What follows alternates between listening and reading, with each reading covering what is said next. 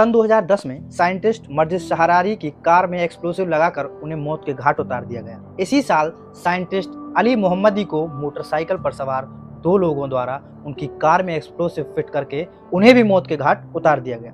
अब सन 2011 में ईरानी nuclear scientist डरोइस राजाइनजादी को गन शॉट द्वारा मार गिराया गया। सन 2012 में न्यूक्लियर साइंटिस्ट मुस्तफा अहमदी रोशन को कार में एक्सप्लोसिव लगाकर मौत के घाट उतार दिया गया था। अब मैं आपको बता दूं, ये सारे ही साइंटिस्ट एक ही देश के थे और इस देश का नाम था ईरान।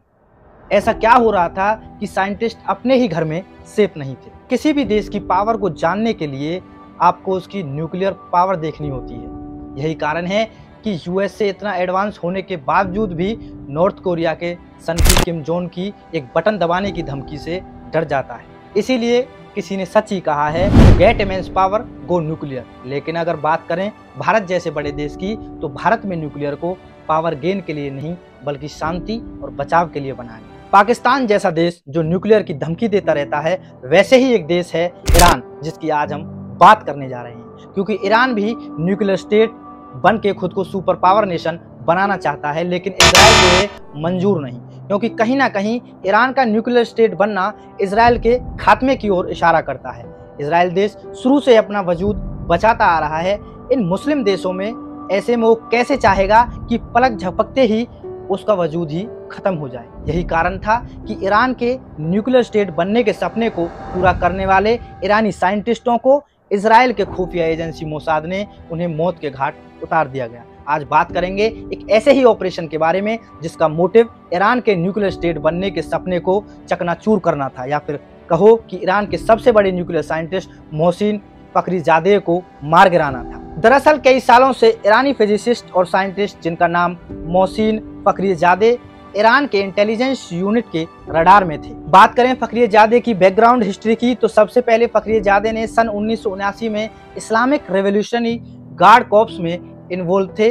उसके बाद साल 1987 में फखरीजादे ने बीएससी इन न्यूक्लियर फिजिक्स में अपनी ग्रेजुएशन करी। इसके बाद फखरीजादे ने न्यूक्लियर एंड कॉस्मेटिक रेस में अपनी पीएचडी पूरी करी और फिर साल 1991 में तेहरान में स्थित यूनिवर्सिटी में फिजिक्स की पढ़ाई चालू कर दी। लेकिन साल 2007 में आते आते फखरीजादे की involvement organisation of defence innovation and research के साथ साथ ग्रीन सॉल्ट प्रोजेक्ट में हो गई थी। अब मैं आपको यहाँ बता दूं, ऑर्गेनाइजेशन ऑफ डिफेंस इनोवेशन का काम था ईरानी मिलिट्री के लिए नए नए टेक्नोलॉजी के साथ वेपन बनाना, जबकि ग्रीन सॉल्ट प्रोजेक्ट एक खुफिया प्रोजेक्ट था जिसका काम था uranium processing highly explosive nuclear weapon बनाना। अब हुआ कुछ ऐसा कि ईरान में उस समय तैनात CIA एजेंट ने जैसे तैसे करके एक इम्पोर्टेंट लैपटॉप को अमेरिका भिजवा दिया और जब CIA ने इस लैपटॉप को एक्सेस किया तो उनको हर सीक्रेट इंफॉर्मेशन मिली जिसको ईरान कभी भी एक्सपोज नहीं करना चाहता था। इसी लैपटॉप की वजह से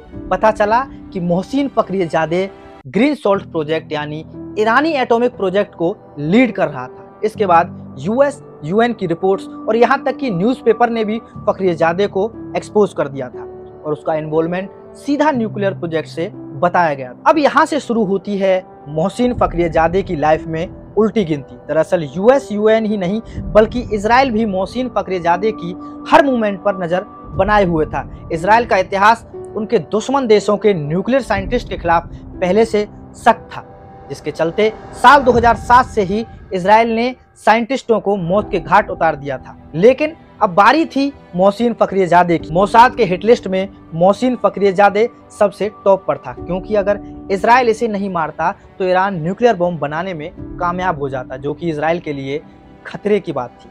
इजराइल ने पहले भी कई बार ट्राई किया मोहसिन फखरीजादे को मारने का, पर वो सफल नहीं हो सके थे। अब क्योंकि मोहसिन फखरीजादे ईरान के टॉप VIPs में से एक था, इसीलिए उसको टाइट सिक्योरिटी प्रोवाइड कराई जाती थी। अब बात करते हैं 27 नवंबर 2020 की, जब मोहसिन फखरीजादे के सिक्योरिटी टीम ने फखरीजादे को कहीं भी बाहर न जाने की एडवाइस दी थी, क्योंकि कहीं ना कहीं सिक्योरिटी के पास इंटेल आ चुकी थी कि आज फखरीजादे की जान को खतरा है। लेकिन फखरीजादे इस बात को भी नॉर्मल बात समझता था, क्योंकि ऐसी धमकियां आने का रोज का काम हो गया था और इस बात को ये कहकर टाल देता था कि उसको आज इंपॉर्टेंट मीटिंग में तेहरान जाना है। अब क्या होना था, फखरीजादे अपनी बीवी के साथ ब्लैक निशान कार में बैठकर तेहरान के लिए रवाना हो गया। अब यही नहीं, उसके सिक्योरिटी गार्ड भी उसके साथ थे, लेकिन वो 3 अलग अलग गाड़ियों में उसके साथ थे। साल 2020 में कोरोना की वजह से लॉकडाउन चल रहा था, जिसके चलते तेहरान जाने वाला रास्ता खाली था और उस टाइम ब्लैक निशान कार को खुद फखरियाजादे ही चला रहा था। अब देखिए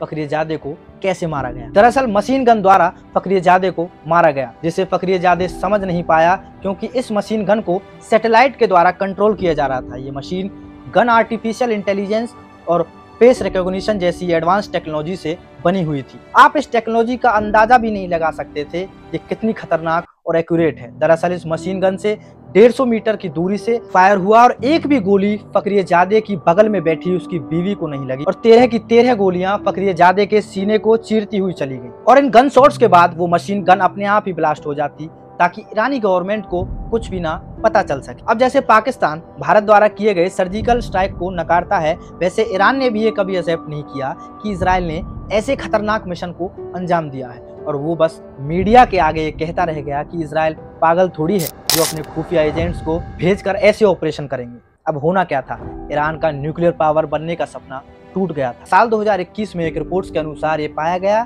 कि इस पूरे ऑपरेशन के जिम्मेदार मोसाद है और यूएस का इस ऑपरेशन में कोई इन्वॉल्वमेंट नहीं है। इस ऑपरेशन को मोसाद के 20 एजेंट्स के द्वारा एग्जीक्यूट किया गया था।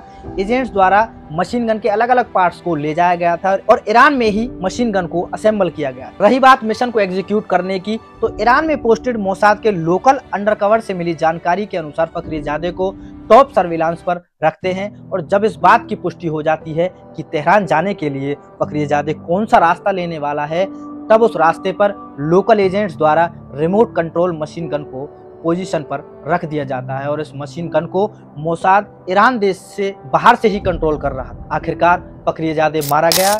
इसके बाद ईरानी गवर्नमेंट हरकत में आ गई और उसने हर एग्जिट पॉइंट पर तलाशी लेनी शुरू कर दी, लेकिन उनके हाथ कुछ नहीं लग सका। जिन खतरनाक ऑपरेशंस के लिए मोसाद को जाना जाता है, उसी तरीके से मोसाद ने इस ऑपरेशन को भी किया। Thank you so much. Video को लाइक और शेयर करना ना भूलें और ऐसे ही मोसाद के या किसी और एजेंसी के ऑपरेशंस के बारे में सुनने के लिए आप हमें कमेंट बॉक्स में बता सकते हैं। धन्यवाद।